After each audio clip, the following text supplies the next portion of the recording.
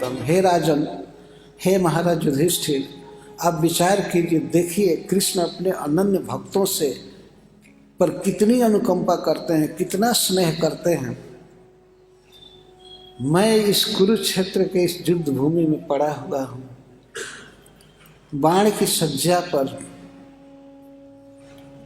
मुझ में चलने की क्या, मुझे बैठने की भी शक्ति नहीं थी कि मैं बैठ सकूं, और चलना तो दूर रहा, ऐसा नहीं संभव था मेरे लिए कि मैं जाऊं और आप लोगों के साथ रहने वाले श्री भगवान का मैं फिर से दर्शन करूं हस्तिनापुर में। मैं जा नहीं सकता था, मैं इस असहाय दशा में पड़ा हुआ हूँ युद्धभूमि में। परंतु आप लोग इतने अनन्य भक्त हो कि आप लोगों की भक्ति से प्रभावित होकर के भगवान मुझ पर कृपा किए। क्यों? कि युधिष्ठिर, मैं तुम्हारे कुल का हूँ, तुम मेरे वंश में पैदा हुए हो, इससे नाते को देखकर श्री कृष्ण हमको अपना मानते हैं। यहाँ पर एकांत भक्त युधिष्ठिर आदि को कह रहे हैं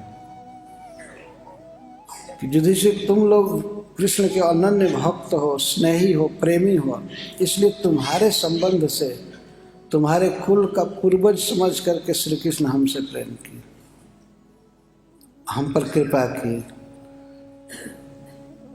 भीष्म पितामह ये नहीं कह रहे हैं कि कृष्ण के प्रति उनका प्रेम है, नहीं नहीं, वो तो ग्लानि कर रहे हैं। यदि हमारा कृष्ण से प्रेम होता तो मैं कैसे कृष्ण के विरुद्ध लड़ता, कौरवों का साथ देता, हमें प्रेम नहीं है।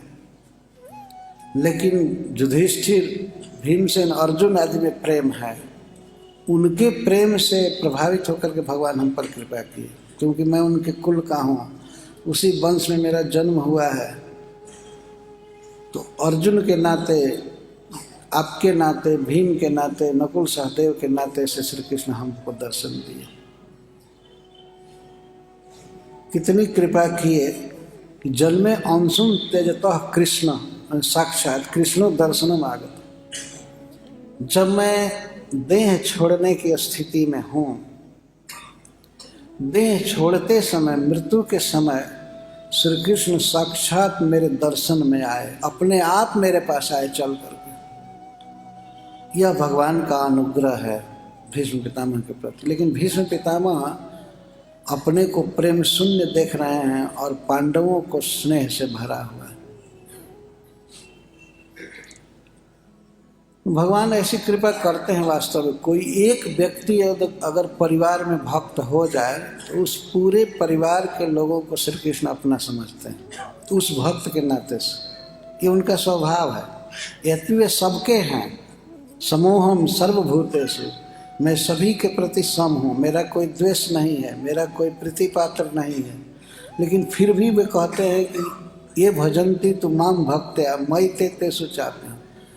जो भक्ति से मेरा प्रेम भजन करते हैं, मेरी सेवा करते हैं, तो मैं उनके साथ हूँ, मेरे साथ। अपने श्रीमुख से भगवान बोल रहे हैं मैं सबके प्रति सम हूँ, पर व्यवहार सम नहीं होता है,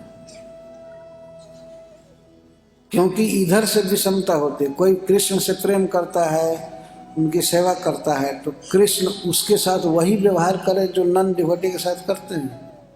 भला बताइए, यह भी भगवान की समता हुई। जे जथा माम प्रपद्यन्ते तांश तथैव भजामि। इस समता इसी को कहते हैं। यदि मान लीजिए कोई किसी को 10 रुपया दिया समय पर, तो समय आने पर, शक्ति रहने पर वह व्यक्ति भी उसको 10 रुपया देगा। यह समता हुई। ये नहीं कि 10 रुपया देने वाले का वो 10 रुपया छीन ले और नहीं देने वाले को दे, ये विषमता हुई।